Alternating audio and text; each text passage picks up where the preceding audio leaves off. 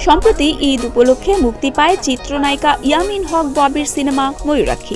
এরপরও সিনেমা নিয়ে আলোচনায় যতটুকু রয়েছেন তার চেয়ে বেশি আলোচনায় ব্যক্তিগত বিষয় নিয়ে। এবার ববির বিরুদ্ধে চুরি ও হত্যা চেষ্টার অভিযোগ উঠেছে। রোববার দুপুরে গুলশান থানার মোহাম্মদ সাকিব-উদ-দৌজা নামের এক ব্যক্তি এ অভিযোগ করেন। রাতে গুলশান থানার ওসি মাজারুল ইসলাম গণমাধ্যমে জানান, একটি রেস্টুরেন্টে দুই পক্ষের মধ্যে হাতাহাতি হয়। দুই পক্ষই দুটি অভিযোগ করেছে। তাদের ডাকা হয়েছে, সমাধানের চেষ্টা করা হচ্ছে। জানা গেছে, ববি ও মির্জা আবুল বাশার নামের এক ব্যক্তি যৌথভাবে গুলশানের ওয়াইন এন্ড সেন্টারে একটি রেস্টুরেন্ট কেনেন। ওই রেস্টুরেন্টে বব স্টার নাম দেয়া হয়। সেই রেস্টুরেন্ট নিয়েই এ ঘটনার সূত্রপাত। এর একদিন আগেই শোনা যায়, ময়ূরাক্ষীর নায়িকা ববি চড় মেরেছেন পরিচালক রাশিদ পলাশকে। সিনেমা ঘিরে পরিচালকের বিরুদ্ধে ববির একাধিক অভিযোগ রয়েছে।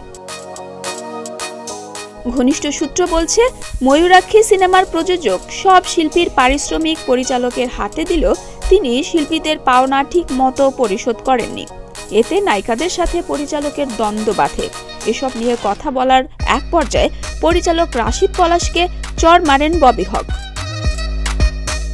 তবে একটি গণমাধ্যমে রাশিদ পলাশ বলেন, ববির সাথে তার ফ্রেন্ডলি সম্পর্ক।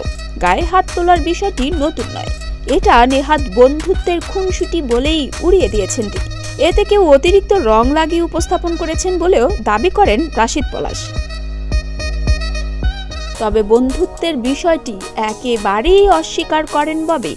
বলেন, রাশিদ একজন পরিচালক আর তিনি একজন অভিনেত্রী, এর বাইরে তাদের কোনো সম্পর্ক নেই।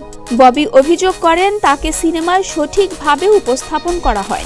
আর পরিচালকের দাবি, শুটিংয়ের কল টাইম 11টায় থাকলেও শিল্পী সেটে আসেন 4টায়। কাজের প্রতি নায়িকার অবহেলাই এর বড় কারণ। ডেস্ক রিপোর্ট, প্রতিদিনের বাংলাদেশ।